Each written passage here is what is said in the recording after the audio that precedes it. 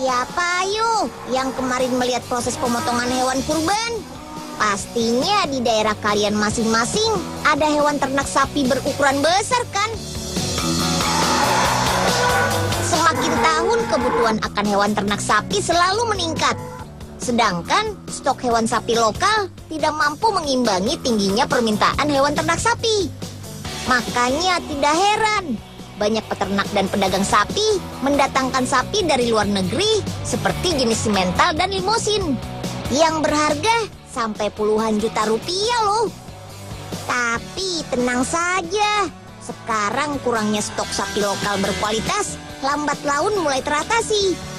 Karena ada perusahaan yang berkonsentrasi pada pemeliharaan dan penggemukan hewan sapi di Indonesia.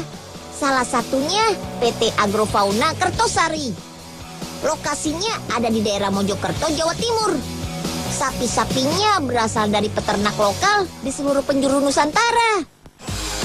Sapi tersebut biasanya ada yang dalam kondisi liar dan kurus karena salahnya pemeliharaan. Nantinya, sapi kurus dan liar tersebut akan dikarantina 1 malam dengan diberi makan dan minum sepuasnya. Selanjutnya, sapi masuk proses penimbangan. Catat berat badan sapi terakhir. Sapi-sapi ini selanjutnya akan disuntik vitamin dan obat untuk menjaga kondisi tubuh sapi.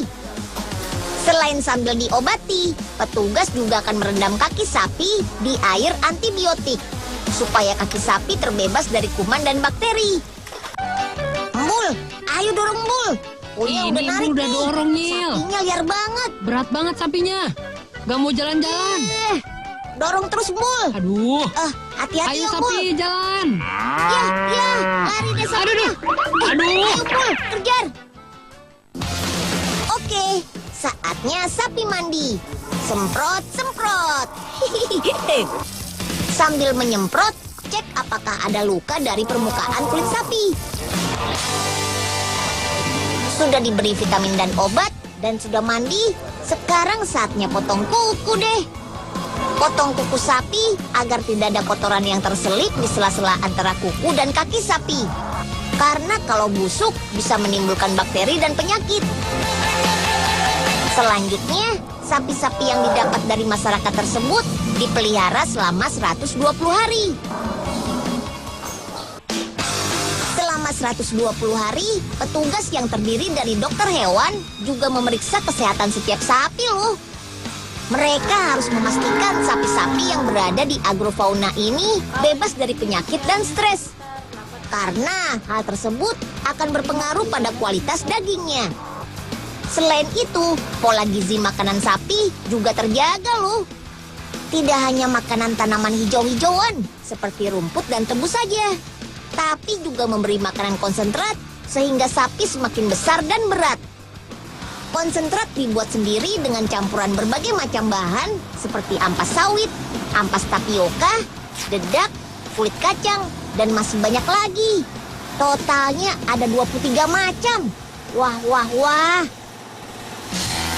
Semua bahan tersebut masuk proses pencampuran, lalu siap untuk konsumsi sapi.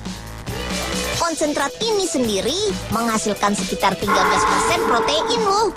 Widih, pantas saja sapi suka sekali ya. Ini buktinya, sapi hasil penggemukan di sini.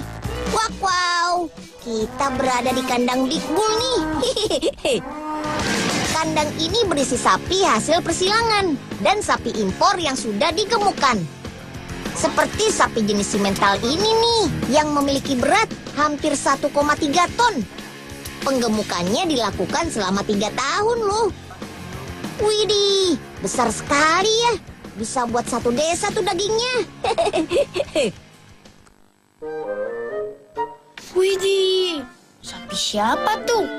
Kasihan sendirian. Wah, aku susu selamatkan nih. Sapi, ini Usko nggak galak kok. Sip, sapi baik. Ayo ikut Usko ya. Kasihan sendirian, pasti kamu lapar. Usko harus cariin makanan dulu nih.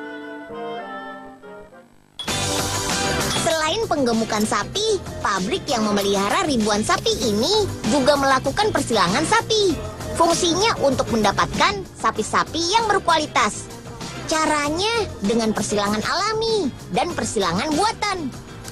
Untuk persilangan alami biasanya ditujukan pada sapi-sapi lokal murni dan sapi lokal hasil persilangan.